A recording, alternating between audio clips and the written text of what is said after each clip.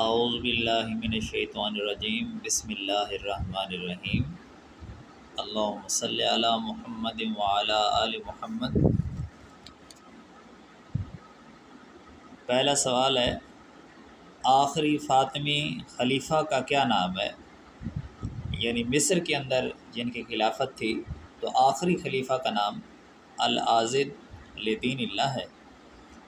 دوسرا سوال ہے، مصر کے ممالک سلاطین جو باہری اور برجی ممالک ہیں جنہوں نے ایوبی خاندان کے بعد خلافت عثمانیہ کے انڈر آنے تک مصر میں حکومت کی ہے، تو انہیں قسیم السلطان یہ ان کا لقب تھا، یہ انہوں نے اختیار کیا۔ تیسرا سوال ہے، کون سے عباسی خلیفہ نے خلافت کو سلجوقی اثر سے آزاد کروایا؟ مقتفی باللہ، انہوں نے آزاد کروایا۔ چوتھا سوال ہے، اندلس میں کس اموی حاکم نے اور کب خلافت کا دعویٰ کیا تھا؟ تو یہ عبد الرحمن الثالث تھے اور انہوں نے 929 میں اپنے لیے امیر المومنین کہلوایا، خلافت کا دعویٰ کیا۔ پانچواں سوال ہے، یلدرم سے کون سے عثمانی سلطان مراد ہیں؟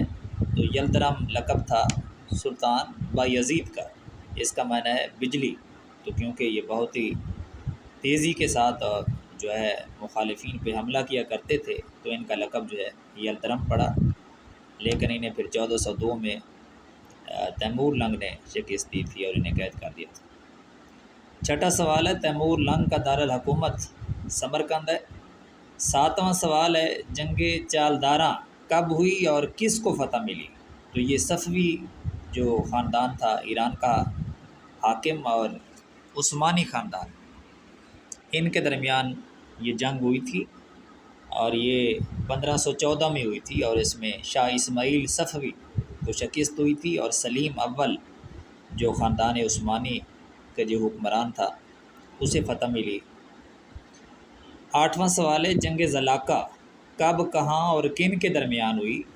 تو یہ یوسف بن تاشفین اور الفانسو ششم اندلس کے اندر، یہ عیسائیوں کے اندر مسلمانوں کے اندر جنگ ہوئی تھی، اور اس میں خاندان مرابطین کے جو یوسف بن تاشفین تھے انہیں فتح ملی، بڑی مشہور جنگ ہے۔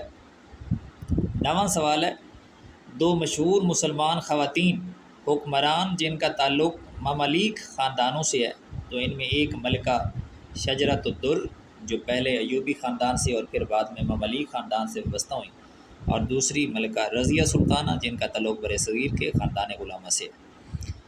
10واں سوال ہے، بغداد میں کب فاطمی خلفاء کا خطبہ پڑھا گیا؟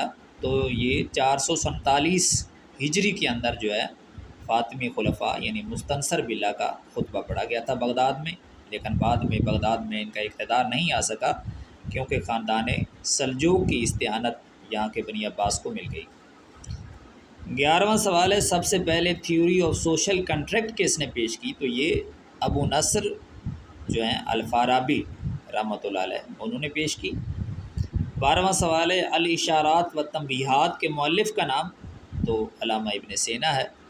13واں سوال ہے، اہل یورپ دا کمنٹیٹر کن کو بولتے ہیں؟ تو یہ لفظ جو ہے علامہ ابن رشد رحمۃ اللہ علیہ کے لیے بولا جاتا ہے کیونکہ انہوں نے ارسطو کی سب سے بہترین شرح کی ہے، تو اہل یورپ جب دا کمنٹیٹر بولتے ہیں تو اس سے علامہ ابن رشد مراد ہوتے ہیں۔ 14واں سوال ہے، سنی مسلمانوں میں آخری فلسفی؟ تو وہ علامہ ابن رشد کو مانا جاتا ہے۔ 15واں سوال ہے، فرفریوس کا تعلق کس ملک سے تھا اور ان کی مشہور کتاب؟ تو ان کا تعلق شام سے تھا اور عیسیٰ غوجی جو ہے ان کی مشہور کتاب ہے۔ 16واں سوال ہے، امام ابو اسحاق شیرازی رحمۃ اللہ علیہ کس مدرسہ سے وابستہ ہوئے؟ تو یہ مدرسہ جو بنا تھا بغداد کے اندر، مدرسہ نظامیہ جو تھا اس سے وابستہ ہوئے تھے۔ 17واں سوال ہے، ڈی سائنٹسٹ کے نام سے کس مسلمان مفکر کی کتاب کا لاطینی ترجمہ ہوا؟ تو یہ مفکر الفارابی ہی ہیں اور ان کی کتاب احصاء العلوم کا جو وہ سائنسی لاطینی زبان میں ڈی سائنٹسٹ کے نام سے ترجمہ ہوا تھا۔ 18واں سوال ہے، کس عثمانی سلطان نے استنبول کی رصد گاہ کو تباہ کروا دیا؟ تو یہ مراد الثالث نے تباہ کروایا۔ 19واں سوال ہے، بوتیکا کے مؤلف کا نام کیا ہے؟ تو ارسطو، اس کی کتاب کو انگلش میں پوئٹکس کہتے ہیں، تو ارسطو نے یہ لکھی ہے۔ 20واں سوال ہے، سید نصر حسین کا تعلق کس سکول آف فلاسفی سے ہے؟ تو پیرینیلزم یعنی دوامیت کا جو فلاسفی ہے وہ سید نصر حسین سے وابستہ ہے۔ حال میں یہ امریکہ میں مقیم ہے لیکن بیسیکلی ان کا تعلق ایران سے ہے۔ 21واں سوال ہے، دا ریوولٹ آف اسلام، تو پی بی شیلے رومانٹک پوئٹ ہیں برطانیہ کے، انہوں نے یہ نظم لکھی۔ اور اس کے بعد 22واں سوال ہے کہ مقاصد خمسہ جو ہیں وہ کیا ہیں؟ شریعت کے مقاصد خمسہ، تو ان میں جو ہے حفظ دین ہے، حفظ نفس ہے، حفظ عقل ہے، حفظ مال ہے اور حفظ نسل ہے۔